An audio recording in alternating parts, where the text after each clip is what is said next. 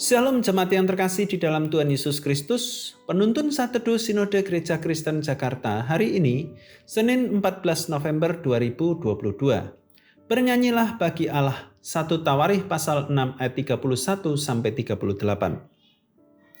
Inilah orang-orang yang ditugaskan oleh Daud memimpin nyanyian di rumah Tuhan sejak tabut itu mendapat tempat perhentian.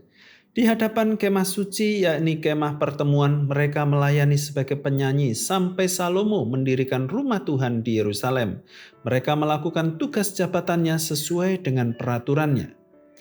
Inilah orang-orang yang memegang tugas itu dengan anak-anak mereka. Dari Bani Kehat ialah Heman, penyanyi itu anak Yoel bin Samuel, bin Elkanah bin Yeroham bin Eliel bin Toah, bin Zuh bin Elkanah bin Mahat bin Amasai, bin Elkanah bin Yoel bin Azaria bin Zefanya, bin Tahat bin Azir bin Ebyasaf bin Korah, bin Yisar bin Kehat bin Lewi bin Israel. Konstan M. Cherry adalah seorang profesor ibadah di Wesleyan University di Marion. Ia pernah mengusulkan untuk membayangkan sejenak seperti apa gambaran suatu ibadah jika tanpa ada lagu-lagu atau pujian. Dan selanjutnya ia bertanya, ibadah tanpa nyanyian sama sekali dapatkah disebut Alkitabiah?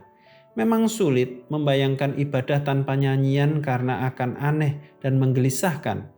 Sebab nyanyian atau pujian adalah bagian integral dari ibadah baik di Perjanjian Lama, dalam Perjanjian Baru, dan sekarang.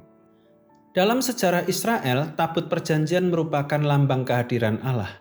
Tabut perjanjian berisi loh-loh batu, 10 perintah Allah, berisi tongkat Harun dan mana yang menetap di rumah Tuhan, dan Daud menugaskan orang-orang tertentu untuk melayani sebagai pemimpin pujian di rumah Tuhan.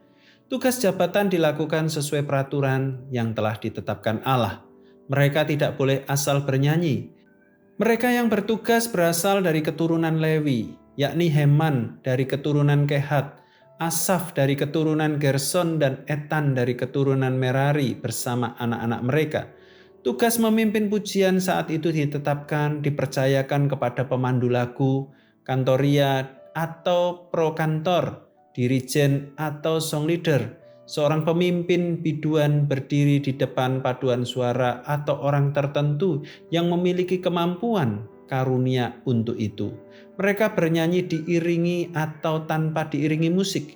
Tugas ini merupakan pelayanan tidak bisa diremehkan, karena ketika sedang bernyanyi, baik secara pribadi maupun sebagai persekutuan jemaat dalam sebuah ibadah, itu semua adalah sedang menyanyi di hadapan Tuhan, karena hanya melalui Yesus Kristus mendapatkan akses kepada Allah dan memiliki hak istimewa untuk bersukacita, nyanyi memujinya.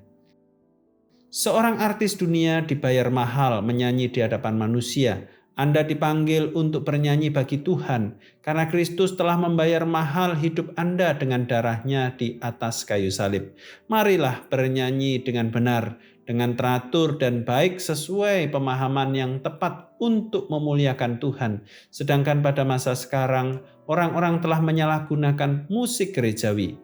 Mereka bernyanyi bagi Tuhan menurut seleranya untuk kepuasan sendiri, pencitraan, dan popularitas. Marilah kita menjadi berbeda.